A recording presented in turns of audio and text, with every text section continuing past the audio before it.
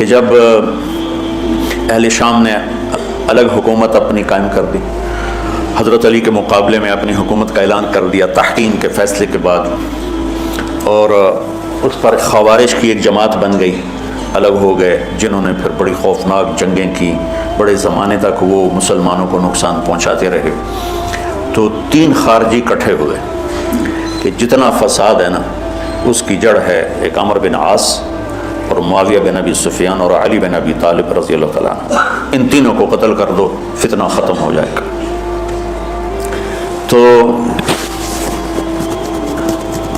عمرو بن عاص اس دن آئے ہی نہیں، وہ مصر کے گورنر تھے، فجر کی نماز، تو جو ان کی جگہ آئے وہ مارے گئے، شہید ہو گئے۔ معاویہ رضی اللہ تعالیٰ عنہ پر اس نے وار کیا، لیکن وہ سر سے پھسل کے کمر پہ جا کے لگا اور کمر چھل گئی، لیکن اللہ نے زندگی بچائی۔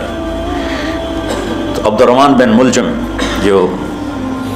جس نے حضرت علی کو شہید کیا، یہ آیا ہوا تھا کوفے میں، تو لوگوں نے کہا امیر المومنین یہ اس کے ارادے اچھے نہیں نظر آتے، تو اس کو ہم پکڑ نہ لیں۔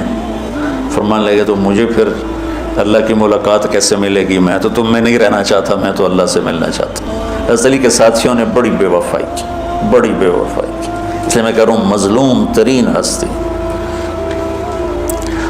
بسر بن ابی ارطاط نے یمن پہ قبضہ کر لیا شام کے لشکر کی طرف سے، اور حضرت عبید اللہ بن عباس رضی اللہ تعالیٰ عنہ کے 2 بچے اپنے ہاتھوں سے ذبح کیے جیسے بکرا ذبح کیا جاتا، آل رسول کے 2 بچوں۔ میں صنعاء میں اس مسجد میں گیا، وہیں ان کی قبریں موجود۔ تو حضرت علی بے قرار ہو کے نکلے کہ چلو اہل شام کے خلاف جہاد کریں، اور باہر شہر سے باہر جا کے خیمہ لگایا رات کو۔ صبح دیکھا تو ایک آدمی بھی نہیں آیا ہوا تھا، اکیلے تھے۔ تو پھر بڑے دکھی دل کے ساتھ واپس آئے اور اپنی داڑھی کو پکڑ کر کہنے لگے تو کب رنگین ہوگی؟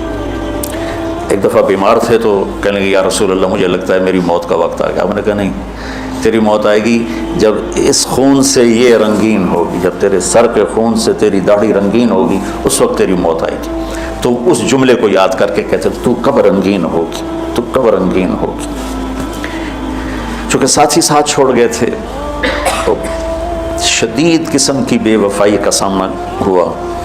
پھر آگے نسل ذبح، آپ نے حضرت حسین کا کربلا تو پڑھا ہوا، لیکن میں نے جو گلدستہ اہل بیت کے بعد میں نے جب پڑھا تو جو اس کم وقت ابو جعفر منصور نے آل حسن پہ ظلم توڑے، اللہ میری ہچکی لگ گئی روتے روتے۔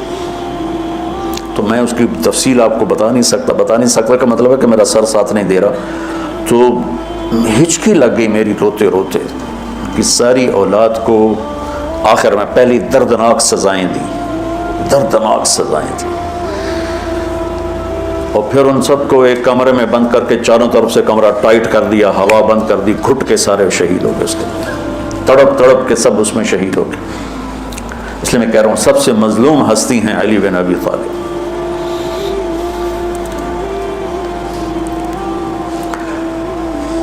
تو فرمانے لگے اس کو پکڑو گے تو میں شہید کیسے ہوں گا؟ پھر ایک دن دیکھا کہ لوگ گھر کے باہر پہرا دے رہے تھے۔ آپ نے کہا کیا کر رہے ہو؟ کہا جی وہ آپ کا خطرہ ہے، پہرا دے رہے ہیں۔ کہنے لگے کس سے دے رہے ہو؟ زمین والوں سے، آسمان والوں سے؟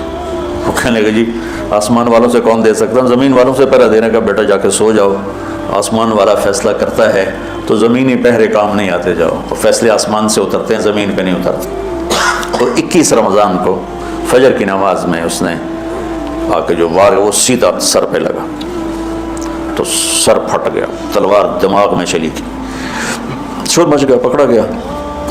اب دیکھنا حضرت علی کے اخلاق۔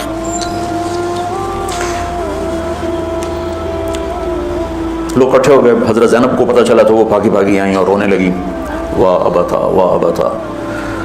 تو وہ کہنے لگا، وہ لوگ کو پٹی پٹی باندھنے لگے، تو وہ کہنے لگا ابن ملجم جتنی مرضی پٹیاں باندھ لو، اب یہ مر کے ہی رہے گا، اس تلوار کو 1 مہینہ زہر میں ڈبو کے رکھا ہے پھر وار کیا ہے۔ تو اس پر تو بڑے سے بڑے حلیم کو غصہ آ جانا چاہیے، وہیں اس کا قیمہ ہو جاتا۔ اور حضرت علی کیا کہہ رہے ہیں؟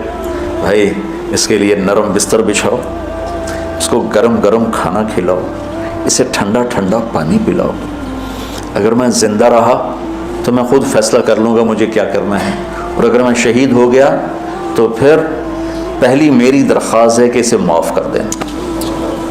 یہ بتانا چاہتا تھا، اسے معاف کر دیں. اور اگر اسے میرے بدلے میں قتل کرنا چاہو تو پھر اس کو تکلیف نہ دینا، بس ایک ہی وار سے اس کی گردن اڑا دینا، اسے تکلیف نہ دینا. اللہ، آپ پڑھیں گے نا صحابہ کی سیرت تو سب سے زیادہ فضائل حضرت علی کے، سب سے زیادہ مقام اور مرتبہ تو ویسی جیسے خلفائے راشدین. سارے صحابہ اللہ کے ہاں مغفور محبوب، ان میں سے 10 مقرب ترین ابو بکر، عمر، عثمان، علی، طلحہ، زبیر، سعد، سعید، ابو عبیدہ بن جراح اور عبد الرحمن بن عوف. پھر ان 10 میں سے 4 محبوب ترین جو خلفاء بنے. پھر جیسے ان کی خلافت کی درجہ بندی ہوئی ایسے ان کے مقام اور مرتبے کی درجہ بندی ہوئی، لیکن فضائل سب سے زیادہ حضرت علی کے ملتے ہیں. اور یہ ایک فضیلت جو حضرت علی کو اللہ کے نبی نے سنائی، ہاتھ پکڑ کر یوں اپنے سینے کے قریب لگا کے فرمایا، اَتَرْضَىٰ أَن يَكُونَ مَنزِلُكَ مُقَابِلَ مَنزِلِي فِي الْجَنَّةِ. علی تو راضی ہے جنت میں تیرا گھر میرے گھر کے سامنے ہوگا. تو حضرت علی رونے لگے کہ نہیں حضرت میں راضی، میں راضی. تو آج کی رات اس ہستی کی شہادت ہے، فجر کی نماز میں ان کا انتقال ہوا، جن کو میرے نبی نے ابو تراب کا لقب دیا کہ تو میرے لیے ایسے جیسے موسیٰ کے لیے ہارون ہے، تیرا گھر جنت میں میرے گھر کے سامنے ہوگا. پھر آپ نے اپنی بیٹی فاطمہ سے کہا، فاطمہ تو میں یہ دونوں، حسن حسین، اور یہ جو سویا ہوا ہے، حضرت علی جاگے نہیں، وہ سوئے ہوئے تھے، یہ جو سویا ہوا ہے ہم پانچوں آخرت میں ایک ہی جگہ پر ہوں گے، اکٹھے ہوں گے. تو یہ بڑے درجے کے صحابہ میں، اور اللہ کی قدرت ہے کہ اللہ نے کسی خالص ہاشمی کو حکومت نہیں دی، کامیاب نہیں ہونے تھی. بنو عباس بھی اہل بیت ہیں لیکن ذرا دور سے. ان کے 35 حکمران آئے، 35 میں سوائے ایک کے سب کی مائیں ہاشمی نہیں تھی. پہلے ہاشمی خلیفہ بنے حضرت علی، والد کی طرف سے بھی والدہ کی طرف سے، اور وہ کہتے تھے تو کب رنگین ہو، اور موت مانگتے مانگتے یہاں تک کہ شہید ہو کے چلے گئے اور دکھوں بھری زندگی گزاری. وَلَقَدْ رَأَيْتُهُ فِي بَعْضِ مَوَاقِفِهِ وَقَدْ أَرْخَى اللَّيْلُ سُدُولَهُ وَغَارَتْ نُجُومُهُ وَهُوَ قَائِمٌ يُصَلِّي فِي الْمِحْرَابِ قَابِضًا عَلَى لِحْيَتِهِ يَتَمَلْمَلُ تَمَلْمُلَ السَّرِيمِ وَيَبْكِي بُكَاءَ الْحَزِينِ وَيَقُولُ لِلدُّنْيَا إِلَيَّ تَغَرَرْتِ وَإِلَيَّ تَشَوَّقْتِ وَإِلَيَّ تَزَيَّنْتِ وَإِلَيَّ تَشَوَّفْتِ آهٍ آهَ من قلة الزاد وبعد السفر ووحشة الطريق آيتها الدنيا غري غيري قد بتتك ثلاث عمرك قصير ومجلسك حقير وخطرك يسير من قلة الزاد وبعد السفر ووحشة الطريق. یہ درد بھری فریاد ان کی روز ہوتی تھی رات کو. ایسے تڑپتے تھے جیسے سانپ کا ڈسا تڑپتا ہے، اور ایسے روتے تھے جیسے دکھوں کا مارا روتا ہے.